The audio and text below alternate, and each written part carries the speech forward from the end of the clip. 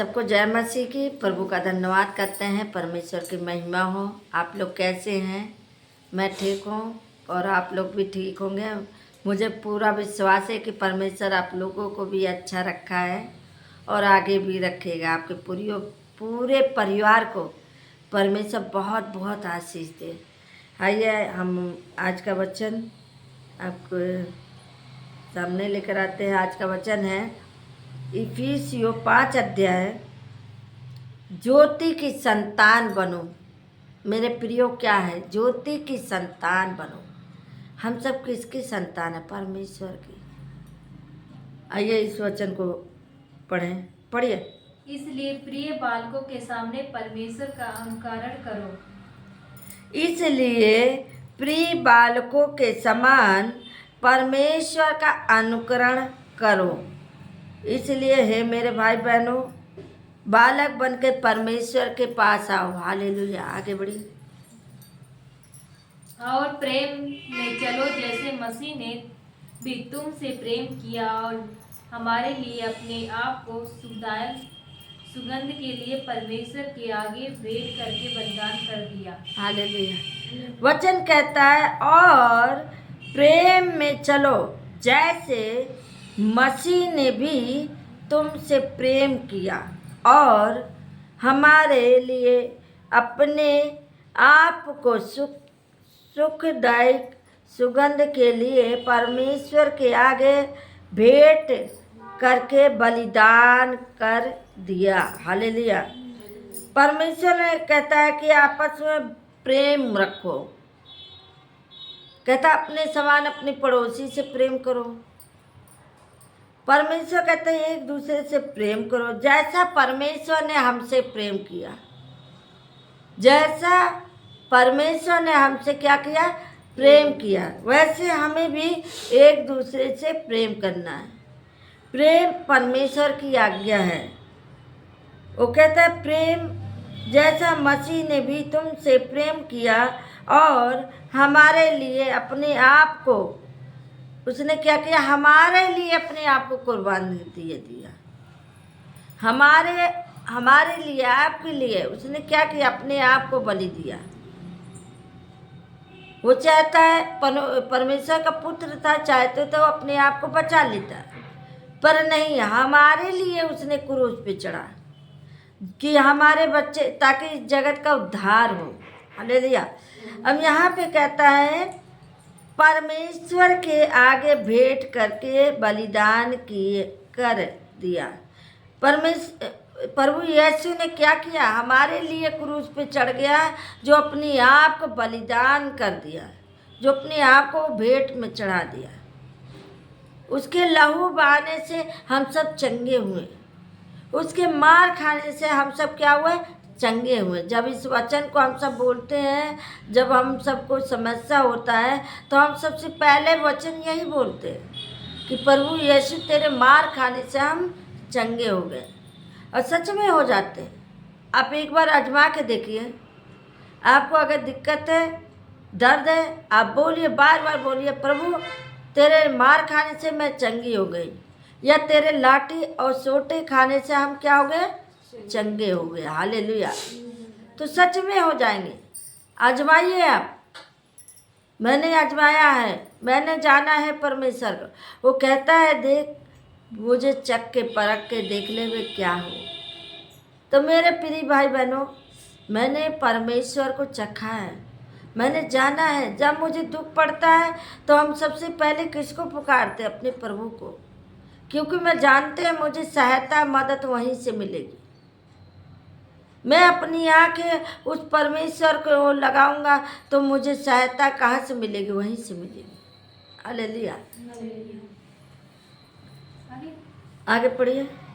जैसा पवित्र लोगों के योग है, वैसे तुम में विचार और किसी प्रकार की अशुद्ध काम या लोग की चर्चा तक न हो। जैसे पवित्र लोग के योग हैं। प्रभु क्या है? पवित्र है। आप भी पवित्र बनो। आप भी पवित्र बनो जैसे परमेश्वर ने शुद्ध किया है। वचन कहा है वैसे तुम भी शुद्ध बनो। यहीं पे कहता है व्यभिचार और किसी प्रकार के अशुद्ध काम या लोभ की चर्चा तक ना करो। कहता है अपने मुंह से व्यर्थ बातें मत बोलो। बहुत लोग बोलते हैं फलानी बिटिया ऐसे की है, यानी अपने मुंह से व्यभिचार की बातें बोलते हैं। वचन कहता तू व्यभिचार न कर, तू चोरी न कर, तू हत्या न कर, न किसी की झूठी साक्षी दे। उसने 10 आज्ञा हमें सिखाया है मेरे प्रिय भाई बहनों। लोभ लालच भी नहीं करो, लालच भी बुरी बला है। बहुत लोगों के पास सब कुछ होता है फिर भी उनका मन लालच की तरफ भागता है। तो मेरे भाई बहनों, लालच भी नहीं करो, क्योंकि वो कहता अपने मुंह से लोभ लालच मत करो, उसकी चर्चा ही मत करो, अशुद्धता की काम मत करो। हालेलुया। आगे।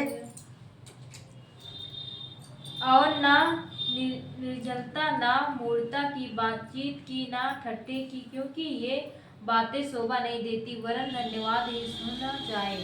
आमीन। हालेलुया। वो कहता है कि अपने मुंह से मूर्खता की बातें मत करो, अपने मुंह से व्यर्थ बातें मत करो, अपने मुंह से अच्छी बातें करो। ठट्ठा मत उड़ाओ, किसी का मजाक मत उड़ाओ, किसी के अनादर मत करो, अपने ऊपर घमंड मत करो। मेरे भाई बहनों, घमंड मत करो। घमंड बहुत कहता नहीं, घमंड नुकसान भी पहुंचाता है। वो कहता है अपने आप को घमंड मत करो, ठट्ठे में मत उड़ाओ, ये तुम्हें शोभा नहीं देता है, वरन धन्यवाद ही सुनो। अपने मुंह से व्यर्थ बातें ना बोलो, अपने मुंह से किसी के मजाक मत करो, अपने मुंह से जो है ठट्ठे मत उड़ाओ, ये शोभा नहीं देता है। परमेश्वर कहता है ये अपने कानों से सुनो ना, ऐसी बातें सुनो ना, ये सब व्यर्थ बातें हैं, क्योंकि ये परमेश्वर इसको नहीं चाहता। वो कहता है कि ऐसा मत करो। परमेश्वर का राज में मिरास नहीं है, ऐसे परमेश्वर के लोग नहीं। 6 पढ़ो 6। क्योंकि तुम्हें व्यर्थ बातें से धोखा ना दे, क्योंकि इन ही कामों के कारण परमेश्वर का क्रोध आज्ञा ना मानने वालों पर भड़कता है। अब यहीं पे देखिए मेरे भाई बहनों, यहीं पे वचन कहता है कोई तुम्हें व्यर्थ बातों से धोखा ना दे। कोई व्यर्थ बातों से तुम्हें क्या धोखा ना दे, न क्रोध करे। वचन कहता है धोखा ना दे, क्योंकि इन ही कामों के कारण परमेश्वर का क्रोध आज्ञा ना मानने वालों पर भड़कता है। जो परमेश्वर का कहना नहीं मानता, जो परमेश्वर के वचन नहीं मानता है, जो आज्ञा नहीं मानेगा, तो फिर वो परमेश्वर भड़केगा ही। अभी आप अपने बच्चों को डांटते हैं, अपने बच्चों को समझाते हैं, अगर बच्चा नहीं मानता तो क्या करते? छोड़ देते, जाओ, तो अपनी मनमानी चला रहे हो, जाओ, ऐसे बोलते हो ना, अपनी मनमानी चला रहे हो, जाओ। लेकिन आज्ञा न मानने से ये सब व्यर्थ है। जो परमेश्वर, जो माँ बाप की आज्ञा नहीं मानता है, जब वो घात में गिरता है तब पता लगता है मेरे मम्मी पापा ने मना किया था फिर भी हमने नहीं माना। जब बहुत बड़ी समस्या में फंस जाएंगे ना, तब समझ में आता है कि हमारा माता पिता ने मुझे क्या सिखाया था। हालेलुया। बोलो यीशु प्रभु की आगे पढ़े। इसलिए तुम उनके सहभागी ना हो, क्योंकि तुम तो पहले अंधकार थे, परंतु अब प्रभु में ज्योति हो, अतः ज्योति की संतान के समान चलो। हाँ, इसलिए तुम उनके सहभागी ना हो, उनके जैसा मत बनो। जैसा वो और लोग हैं वैसा मत करो। कोई हत्या करे तो उसके साथ तुम भी जाके शामिल होगे, हत्या करोगे? नहीं। एक मूर्ख है तो दूसरा मूर्ख नहीं बनना चाहिए। हालेलुया। लेकिन यहीं पे वचन कहता है क्या पे, हाँ, क्योंकि तुम तो पहले अंधकार थे, परंतु अब प्रभु की ज्योति में हो। पहले तो अंधकार में थे, जब नहीं मालूम था तो पाप करते थे, नहीं मालूम था हम सब पाप के भागीदारी होते थे। लेकिन आप जानते हैं कि ये बुरा है, ये काम करेंगे तो बुरा है, परमेश्वर के विरोध में पाप है। अतः ज्योति की संतान के समान चलो, ज्योति की संतान बनो, यानी परमेश्वर का बेटा बेटी बनो। पवित्र आत्मा से कहो, पवित्र आत्मा हमें अगुवाई करो, हमें पाप ना होने दे। हालेलुया। आगे। क्योंकि ज्योति का फल सब प्रकार की भलाई और धार्मिकता और सत्य है। ज्योति की वचन कहता है, क्योंकि ज्योति का फल सब प्रकार की भलाई। अब देखिए यहीं पे देखिए ज्योति क्या करता है, सब प्रकार की भलाई करता है, वो बुराई नहीं करता है। परमेश्वर की आत्मा बुराई नहीं करता, मनुष्य भले बुराई कर देता है। हमें ज्योति की संतान बनना है, मनुष्य की नहीं, ज्योति की। वचन कहता है क्योंकि ज्योति का फल सब प्रकार की भलाई और धार्मिकता और सत्य है। क्या है? सत्य है। आगे पढ़िए। और यह परखो कि प्रभु को क्या भाता है। अंधकार के निष्फल कामों में सहभागी ना हो, वरन उन पर उल्हान दो। हालेलुया। वचन कहता है और वह परखो कि प्रभु को क्या भला भाता है। प्रभु को परखो, क्या वो चाहते हैं, प्रभु क्या आपके जीवन से चाहते हैं। परखो प्रभु से। वो चाहता है तुम भलाई करो, बुराई छोड़ भलाई कर। वो नहीं चाहता कि तुम बुराई करो, वो नहीं चाहता तुम पाप करो। हालेलुया। हाँ आगे। अंधकार, क्योंकि उनके गुप्त कामों की चर्चा भी लज्जा की बात है। अंधकार के कहाँ पे थे?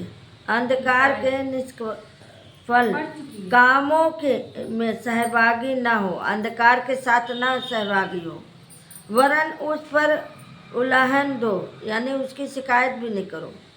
बुरे लोगों की संगति नहीं करो, भलाई के लिए ही उत्पन्न करो।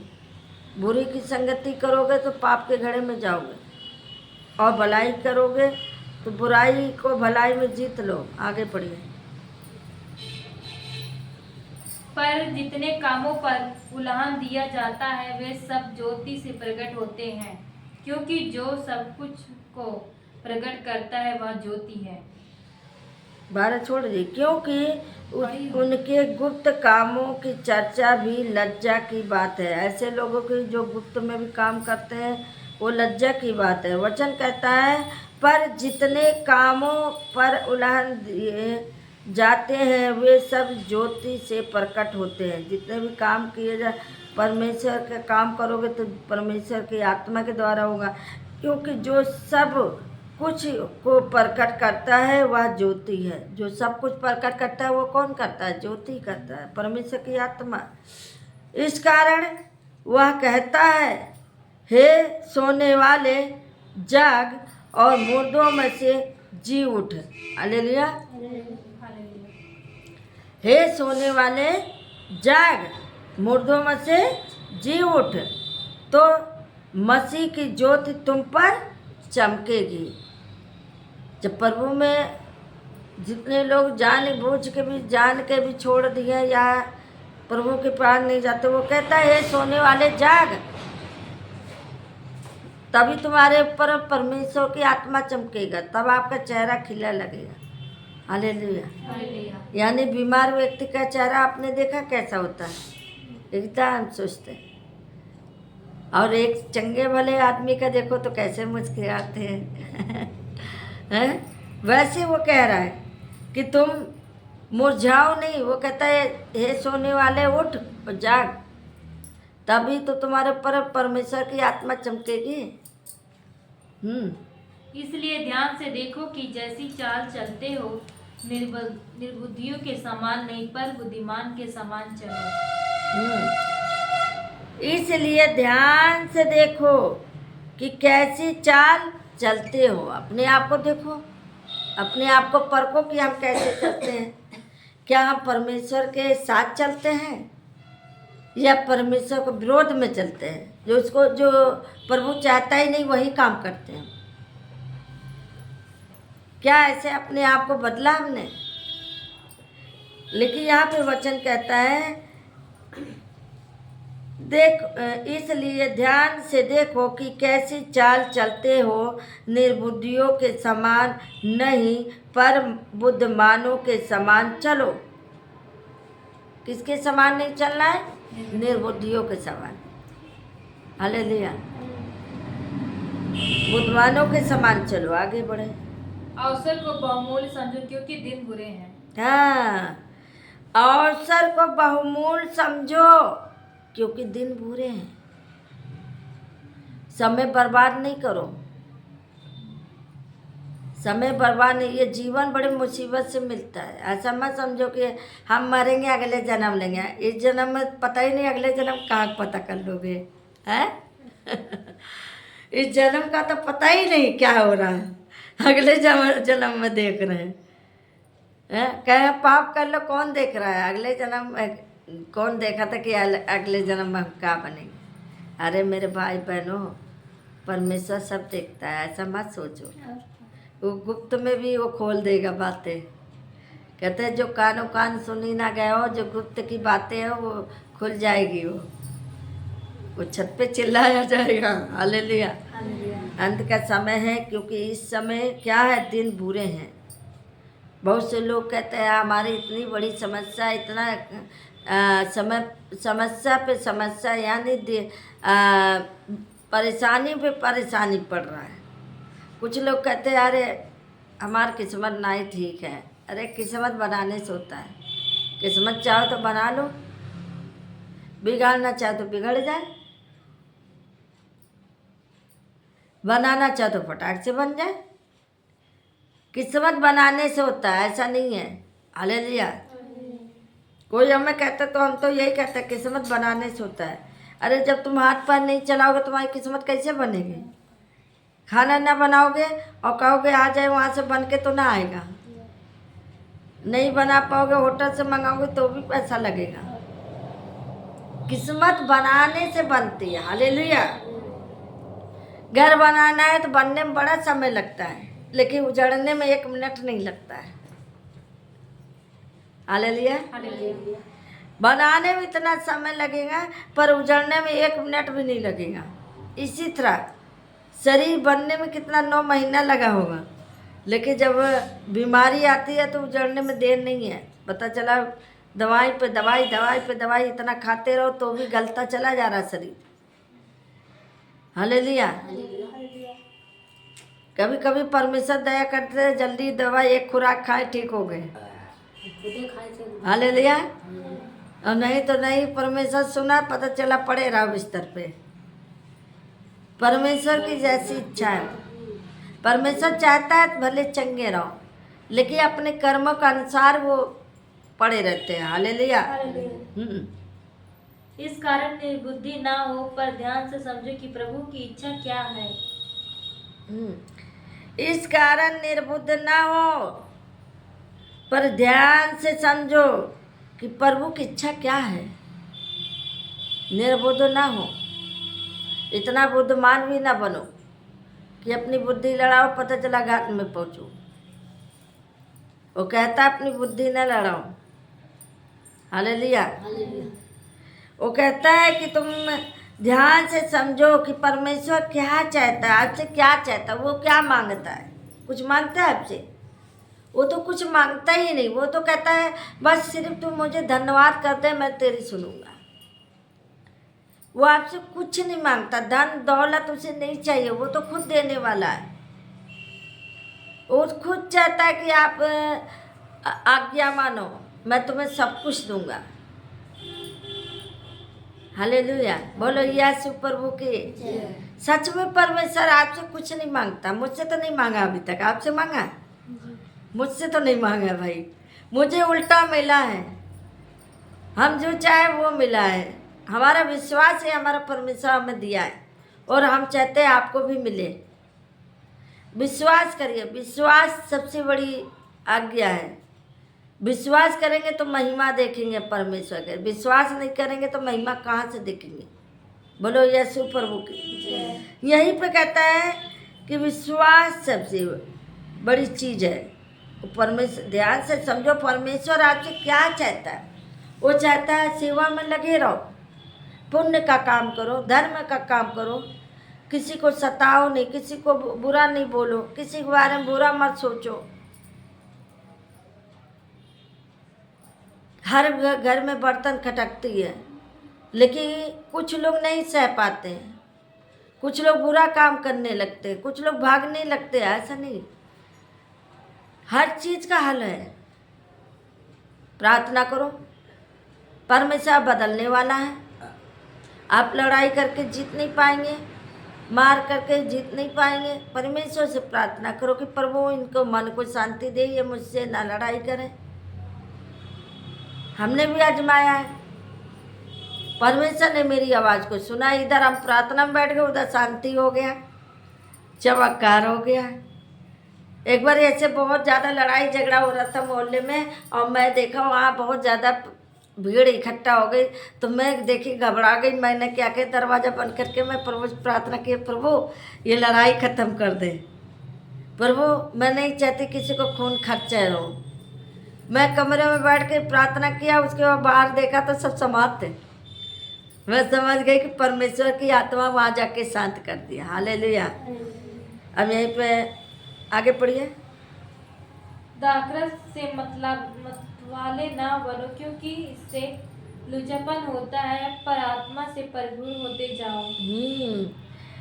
दाखरस से मतवाले ना बनो। बहुत जने दारू पी कर मस्त हो जाते हैं, और ये नहीं जानते हैं कि उनको क्या घात हो रहा, कुछ नहीं।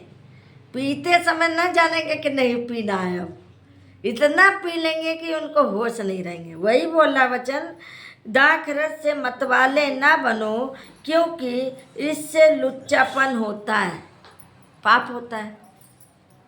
दारू पी लेंगे तो नहीं गाली गलौज करते हैं, पाप तो है ही है ये। बहन बेटियों के सामने उल्टा फुल्टा बोलेंगे, क्या ये अच्छी बात है? वही वचन कहता है, दाखरस से मतवाले ना बनो, क्योंकि इससे लुच्चापन होता है, पर आत्मा से भरपूर होते जाओ। यानी परमेश्वर की आत्मा से भरते जाओ। दारू पीने से नहीं होता है, पान गुटखा खाने से नहीं इतना ताकत बन जाए, उल्टा आपकी ताकत छीन ली जाएगी। सोचते हम पी लिए राजा बन गए, और सवेरे उठे भिखारी बन गए। ऐसा नहीं करना मेरे भाई बहनों, ऐसा नहीं करना है। दाखरस बहुत खतरनाक होता है, मतलब दारू आपके फेफड़ा भी सड़ा सकता है। बीड़ी सिगरेट ये नुकसानदेह आपके शरीर में। हालेलुया। अब यहीं पे हम वचन समाप्त करते हैं। पढ़े जाने सुने प्रभु सबको आशीष दे, सबको जय मसीह की। और इस वचन को ज़्यादा से ज़्यादा शेयर करना है, सभी लोग सुनेंगे भाई बहनों। जय मसीह की।